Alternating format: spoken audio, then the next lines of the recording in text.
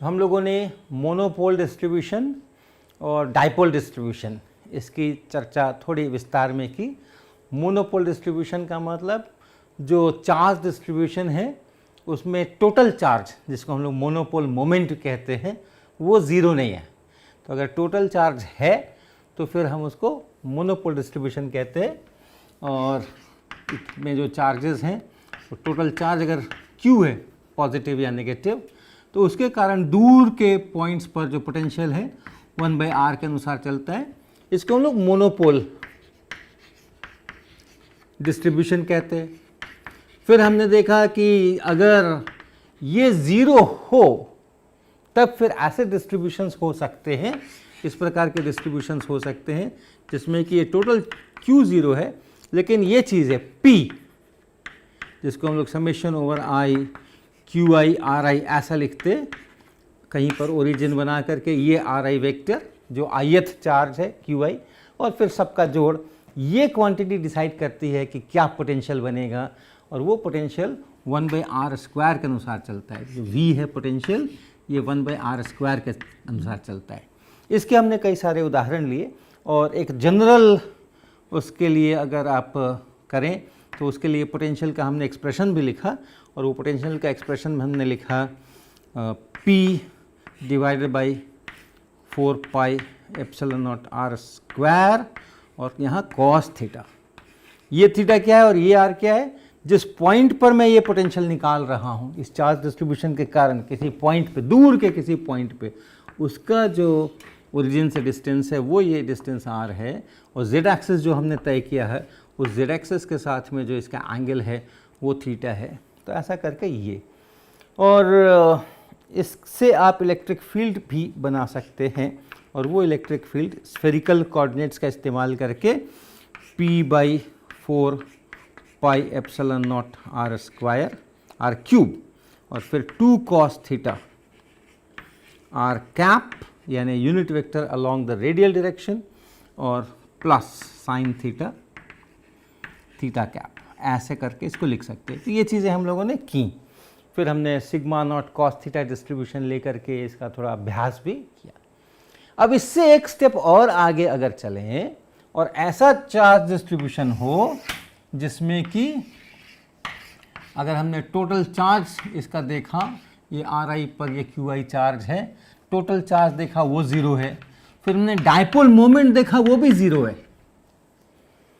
तब ऐसी हालत में ऐसे डिस्ट्रीब्यूशंस हो सकते हैं जिनका पोटेंशियल 1/r³ के अनुसार बदले। अगर ऐसा होता है तो ऐसे डिस्ट्रीब्यूशंस को हम लोग क्वाड्रपोल डिस्ट्रीब्यूशंस कहेंगे। ज़्यादा चर्चा नहीं करेंगे लेकिन थोड़ा इसको क्वाड्रपोल डिस्ट्रीब्यूशंस ऐसा बोलते हैं। और हर बार आप देखते हैं कि एक ये जो हिस्सा है, जैसे ये है हिस्सा, इसमें भी देख सकते हैं ये P है, तो ये P किस पर डिपेंड करता है? ये P सिर्फ इस चार्ज डिस्ट्रीब्यूशन पे डिपेंड करता है। और फिर ये जो थीटा r ये सब आ रहे हैं वो कहाँ पर फील्ड पॉइंट है उसके अनुसार आ रहे हैं। तो जो चार्ज डिस्ट्रीब्यूशन का अपना कैरेक्टरिस्टिक है वो यहाँ इस P के अंदर है। यहाँ जो चार्ज डिस्ट्रीब्यूशन का अपना कैरेक्टरिस्टिक्स है वो इस टोटल चार्ज Q में है। जो पोटेंशियल आप लिखेंगे तो Q/4πε0r लिखेंगे, ऐसा Q/4πε0r। तो ये जो है ये चार्ज डिस्ट्रीब्यूशन का हो गया, और ये जो है ये फील्ड पॉइंट का हो गया। इसी तरीके से यहाँ ये जो है ये चार्ज डिस्ट्रीब्यूशन का हो गया, और ये जो है ये और ये फील्ड पॉइंट के हो गए। तो जो चार्ज डिस्ट्रीब्यूशन का अपना कैरेक्टरिस्टिक है, मोनोपोल मोमेंट में वो जस्ट एक नंबर है, स्केलर क्वांटिटी है। डायपोल के समय में वो जो कैरेक्टरिस्टिक है वो एक वेक्टर क्वांटिटी हो गई है। 3 कंपोनेंट्स चाहिए, Px, Py, Pz, तब वो पूरी तरह से ये चार्ज डिस्ट्रीब्यूशन डिस्क्राइब होगा। इससे अगला स्टेप है, अगर ये क्वाड्रपोल डिस्ट्रीब्यूशन है तो इस चार्ज डिस्ट्रीब्यूशन का जो कैरेक्टरिस्टिक है, जिसको क्वाड्रपोल मोमेंट कहेंगे हम, जैसे वहाँ डाइपोल मोमेंट कहा, मोनोपोल मोमेंट कहा, वैसे ही क्वाड्रपोल मोमेंट कहेंगे, वो अब सेकेंड रैंक का टेंसर होने वाला है। उसके 9 कंपोनेंट्स होने वाले हैं। ये स्केलर, उसके बाद ये वेक्टर जिसको हम स्केलर को हम कहते हैं टेंसर ऑफ रैंक 0, एक ही क्वांटिटी चाहिए स्केलर क्वांटिटी। वेक्टर को हम कहते हैं टेंसर ऑफ रैंक 1, 3 क्वांटिटीज चाहिए उसको डिस्क्राइब करने के लिए, 3 कंपोनेंट। और फिर ये जो आने वाला है क्वाड्रपल मोमेंट,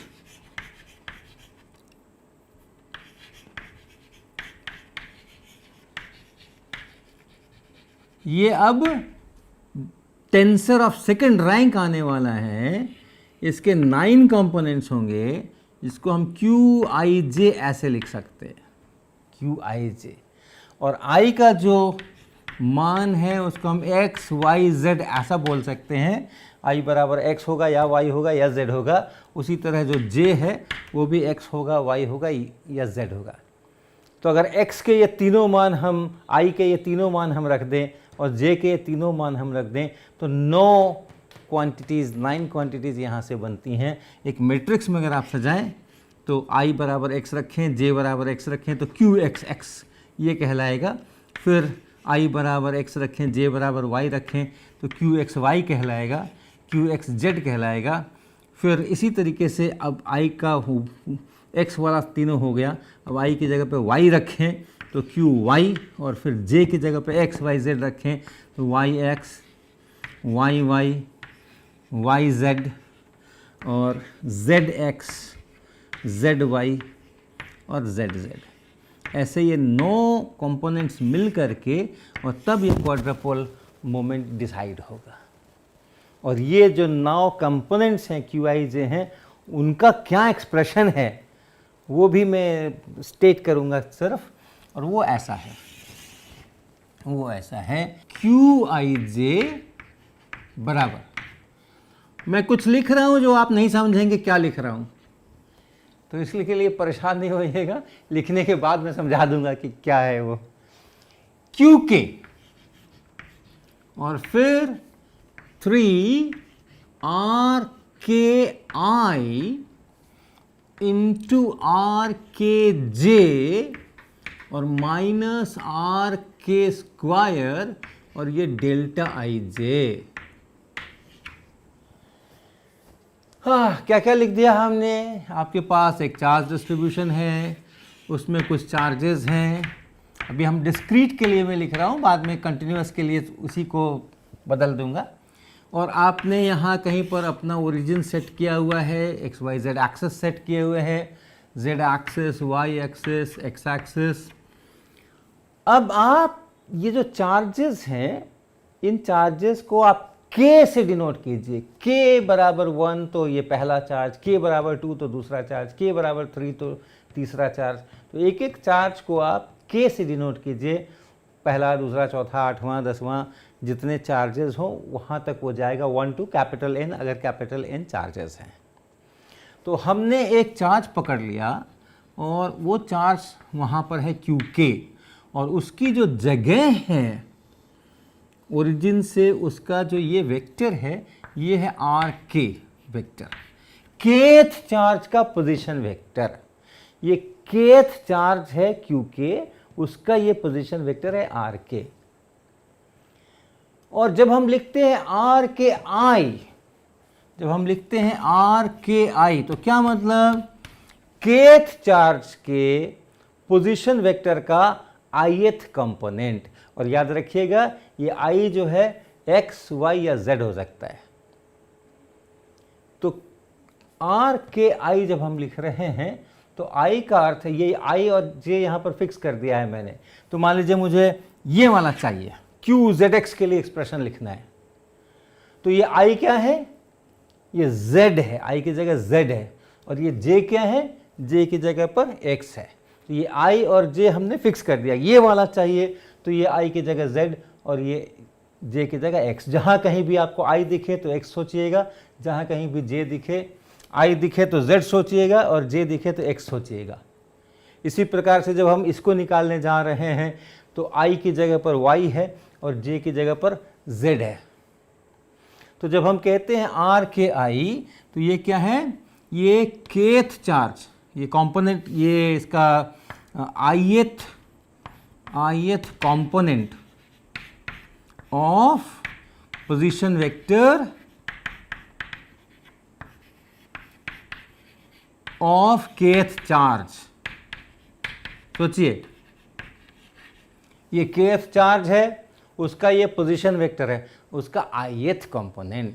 तो i बराबर x का मतलब इसका x कंपोनेंट, यानी अगर ये इसका जो कोऑर्डिनेट्स हैं x के, y के, z के, ये अगर कार्टेशियन कोऑर्डिनेट्स हैं उसके, तो ith कंपोनेंट, i बराबर अगर x है तो xवां कंपोनेंट, i बराबर अगर x कंपोनेंट, i बराबर अगर y है तो फिर इसका y कंपोनेंट यानी ये वाला, और अगर i बराबर z है तो इसका मतलब हो गया ri, जबकि i लिखेंगे यहाँ पे, i अगर z है तो उसका मतलब ये वाला z कंपोनेंट।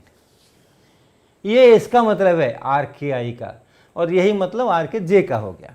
j का जो मतलब है, अब जैसे ये एग्जाम्पल अगर लेते हैं तो यहाँ पे j की जगह x है, तो इसका मतलब हो गया kth चार्ज के पोजीशन वेक्टर का और ये x कंपोनेंट, यानी x कोऑर्डिनेट, kth चार्ज का ये x कोऑर्डिनेट हो गया, ये kth चार्ज का ये x कोऑर्डिनेट हो गया, क्योंकि ये जो वेक्टर है पोजीशन वेक्टर, वो आप x के i कैप प्लस y के j कैप प्लस z के k कैप लिख सकते हैं। तो ये इसके मायने हैं। अब आगे बढ़िए, ये क्या है, आर के जो है वो डिस्टेंस है, ओरिजिन से उस चार्ज का ये पूरा डिस्टेंस है आर के, यानी x square plus y square plus z square, x kth charge का x square plus kth charge का y square plus kth charge का जेड स्क्वायर, इसका स्क्वायर रूट। तो ये डिस्टेंस है, ये डिस्टेंस वो आर है, आर के स्क्वायर। और ये जो डेल्टा आई जे है इसका नाम है क्रोनेकर डेल्टा, इसको क्रोनेकर डेल्टा बोलते हैं। और इसका मतलब है कि delta i j is 1 if i is equal to j and delta i j is 0 if i is not equal to j. ये इसका अर्थ है। तो इसको और समझने के लिए हम इनके एक्सप्रेशंस अलग अलग लिखते हैं। क्यू एक्स एक्स से शुरू करेंगे। क्यू एक्स एक्स क्या है, क्यू एक्स एक्स के लिए क्या एक्सप्रेशन है, पहले वो लिखेंगे। तो हम इसके लिए थोड़ी जगह बना लें। तो अब इस क्यू एक्स एक्स को देखिए। क्यू एक्स एक्स को अगर आप देख रहे हैं तो इसका अर्थ हो गया कि आई बराबर भी एक्स है और जे बराबर भी एक्स है। तो क्यू एक्स एक्स बराबर क्या हुआ, क्यू एक्स एक्स बराबर हो गया जितने चार्जेस हैं सबके ऊपर हमें चलना है 1 to n। और आगे क्यू के, तो क्यू के हो गया, ये क्यू के हो गया। इसके बाद है ये 3 टाइम्स आर के का एक्स कॉम्पोनेंट और आर के का एक्स कॉम्पोनेंट। तो ये दोनों सेम है, आई भी, ये भी एक्स है और ये भी एक्स है। तो यानी इस केथ चार्ज का जो ये एक्स कोऑर्डिनेट है इसका स्क्वायर हो गया ये। तो 3 टाइम्स एक्स के का स्क्वायर हो गया ये, माइनस। और चूंकि आई और जे सेम है, आई बराबर भी एक्स है, जे बराबर भी एक्स है, तो उसका मतलब हो गया कि ये जो क्रोनेकर डेल्टा है, डेल्टा आई जे, इसका वैल्यू 1 है, इसका वैल्यू 1 है। तो यानी माइनस आर के का स्क्वायर। तो माइनस आर के का स्क्वायर। तो हर एक चार्ज पर जाइए, उस चार्ज डिस्ट्रीब्यूशन में जितने चार्ज हैं हर एक चार्ज पर जाइए और जा करके उस चार्ज का वैल्यू रखिए कितने कूलम्ब्स है, उस चार्ज का एक्स कोऑर्डिनेट क्या है वो यहाँ रख दीजिए, उसका चार्ज का डिस्टेंस क्या है ओरिजिन से वो यहाँ रख दीजिए। तो क्यू एक्स एक्स बन गया। इसी तरीके से आप क्यू वाई वाई लिख सकते हैं। क्यू वाई वाई लिखेंगे तो उसी तरह से समेशन ओवर के क्यू के, और यहाँ पे आई बराबर वाई है, अर्थात ये इसका वाई कोऑर्डिनेट और यहाँ भी वाई कोऑर्डिनेट, तो ये 3y स्क्वायर बनेगा, 3y के स्क्वायर और माइनस आर के स्क्वायर, और फिर क्यू जेड जेड बराबर समेशन ओवर के क्यू के 3z के स्क्वायर और माइनस आर के स्क्वायर, ऐसा। तो ये तीनों हो गए, ये तीनों हो गए, ये और ये हो गए। अब क्यू एक्स वाई को देखें। क्यू एक्स वाई का क्या अर्थ है? क्यू एक्स वाई बराबर समेशन ओवर के क्यू के, इतना तो लिख ही दीजिए। अब इसके लिए i की जगह x है और j की जगह पे y है, ध्यान रखिए। तो i की जगह x है और j की जगह y है, तो x coordinate of that kth charge into y coordinate of that kth charge, तो x के इंटू वाई के, तो x के इंटू वाई के 3 टाइम्स ये, 3 टाइम्स ये, और फिर आगे चलिए। इस बार i और j बराबर नहीं है, i बराबर x है तो j बराबर y है, तो ये दोनों बराबर नहीं है, और जब ये दोनों बराबर नहीं है तो ये ज़ीरो होता है, तो इसलिए ये ज़ीरो हो गया। तो इतना ही एक्सप्रेशन बना, ये हो गया Q X Y. Q Y X अगर लिखेंगे आप तो ये तो मल्टीप्लिकेशन है, सीधे सीधे स्केलर नंबर्स का मल्टीप्लिकेशन है, तो यहाँ पे y के आएगा, यहाँ पे x के आएगा, तो गुना तो उतना ही रह जाएगा, इसलिए यही क्यू वाई एक्स भी है।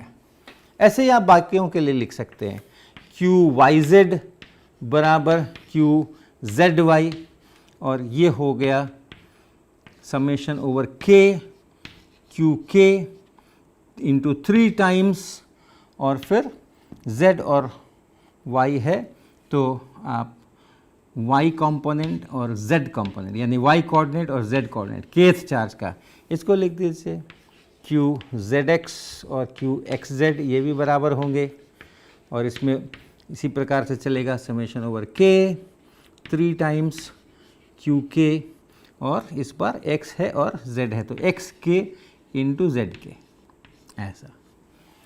इस तरीके से आप सारे एक्सप्रेशंस बना करके लिख सकते हैं। और अगर ये कंटिन्यूअस डिस्ट्रीब्यूशन होता, चार्ज डेंसिटी दी हुई होती, रो दिया हुआ होता, अलग अलग चार्जेस नहीं होते, तो मेरा इक्वेशन कैसे मॉडिफाई होता?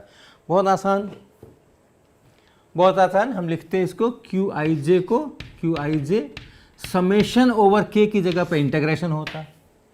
कितनी दूर में इंटीग्रेशन? तो जितनी दूर में वो चार्ज डिस्ट्रीब्यूशन है, इतनी दूर में मान लीजिए वो चार्जेस कंटिन्यूअसली वैरी कर रहे हैं और हर जगह पे मुझे रो दे रखा है, चार्ज डेंसिटी दे रखी है, तो इस वॉल्यूम पर इंटीग्रेशन, यानी इन सभी चार्जेस को लेना है और उसके लिए कंट्रीब्यूशन लिखना है।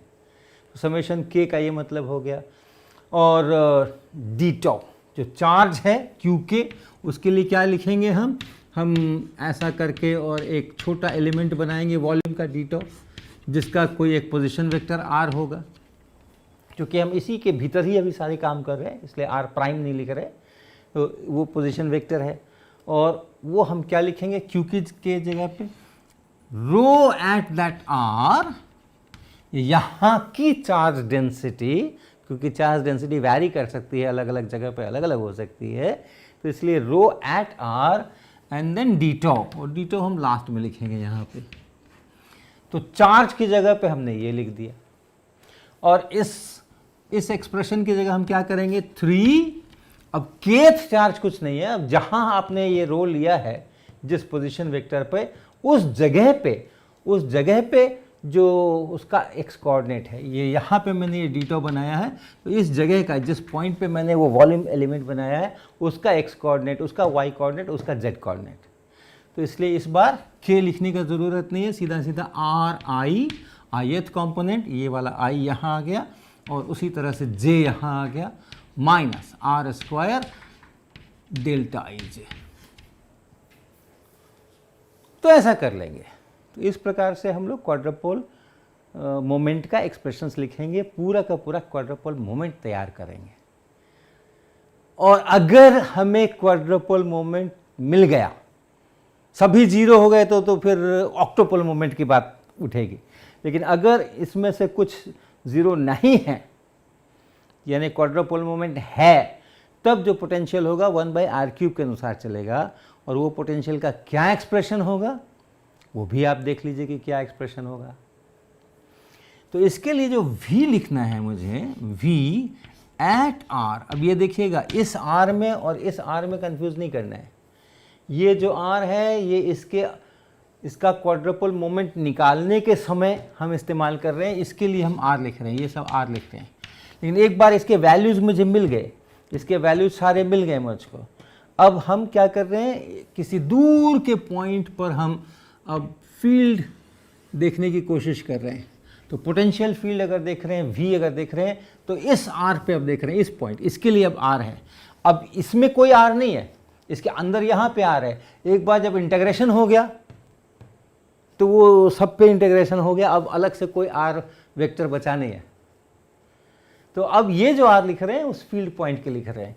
इसके लिए क्या एक्सप्रेशन है, इसके लिए एक्सप्रेशन है 1/8 pi epsilon not R cube, और उसके बाद जो लिखना है वो ध्यान से देखिएगा, और वो एक्सप्रेशन है summation over Q I J are I cap और आर जे कैप, ऐसा। ये क्या लिखा, अब हमें क्वाड्रुपल मोमेंट पता है, यानी सभी ये 9 कंपोनेंट्स पता है, और इसलिए हमको अब ये आई पे और जे पे समेशन करना है। ये आई पे और जे पे हमें समेशन करना है। और ध्यान रखिएगा, आई का मतलब है एक्स वाई जेड होना है, और जे का भी मतलब है एक्स वाई जेड होना है। तो 9 कंपोनेंट्स आने हैं, सभी 9 कंपोनेंट्स इसमें आ गए। 9 टर्म्स हैं इसके अंदर में।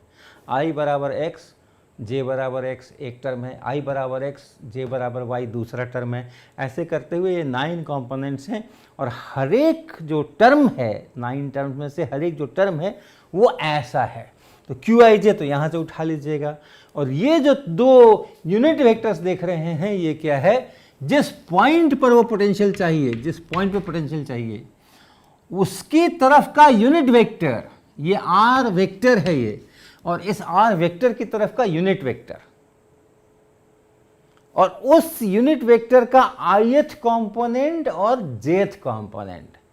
अगर ये x है, i बराबर x है, तो इसका मतलब है इस यूनिट वेक्टर का x कंपोनेंट, उसका जो मैग्नीट्यूड है वो, ये उसका जो वैल्यू है वो नेगेटिव भी हो सकता है। उसी तरह से i बराबर या j बराबर अगर y है, तो इस यूनिट वेक्टर का इसके डायरेक्शन में जो यूनिट वेक्टर है आर कैप, उसका y कंपोनेंट। तो यूनिट डिस्टेंस पर पॉइंट लेंगे, उसका जो x y z कोऑर्डिनेट होगा वही वो 3 कंपोनेंट्स होंगे, तो उसको यहाँ पे रखना है। ऐसे 9 टर्म्स क्रिएट करने हैं, और उन 9 टर्म्स को मिला करके और जोड़ करके और ये सब करके जो आएगा वो वहाँ का पोटेंशियल बनेगा। और अगर पोटेंशियल मालूम है तो बाद में आप फील्ड भी लिख सकते हैं। तो आप स्वयं से इसका अभ्यास कीजिएगा। हमने शुरू में एक उदाहरण लिया था, और उस उदाहरण को ही आप बनाएंगे इस प्रकार से।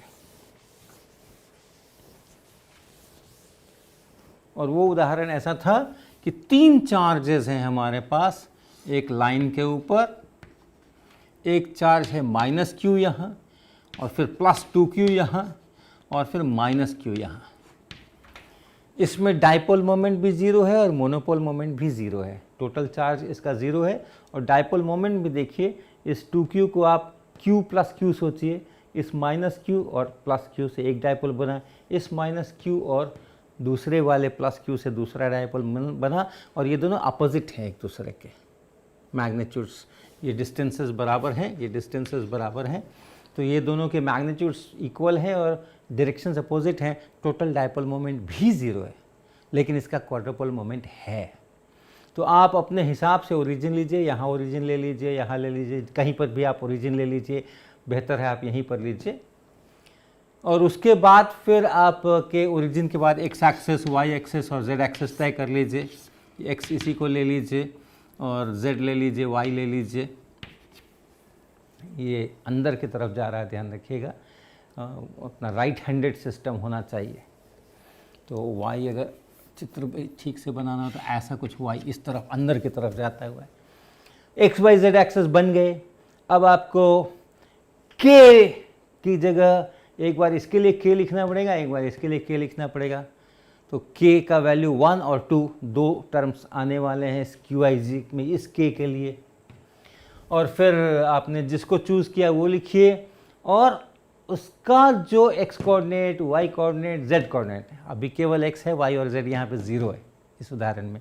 ऐसे करते हुए आप ये पूरा जो क्वाड्रुपल मोमेंट का टेंसर है, 9 कंपोनेंट्स है, उसको आप यहाँ से कंस्ट्रक्ट कीजिए, और वो जब कंस्ट्रक्ट हो जाए तो उसको यहाँ फिट करके और किसी पॉइंट के ऊपर आप उसका पोटेंशियल लिखिए। ये सारा आप अभ्यास कीजिए। तो इसका मैं आपको आंसर बता दूं ताकि आप अपना चेक कर सकेंगे कि सारे कैलकुलेशंस आपके ठीक हैं। -4qa² 2qa² और फिर 2qa², और यहाँ 0, बाकी सारे 0। ये इसका आंसर होने वाला है। तो आप खुद से करें और देखें।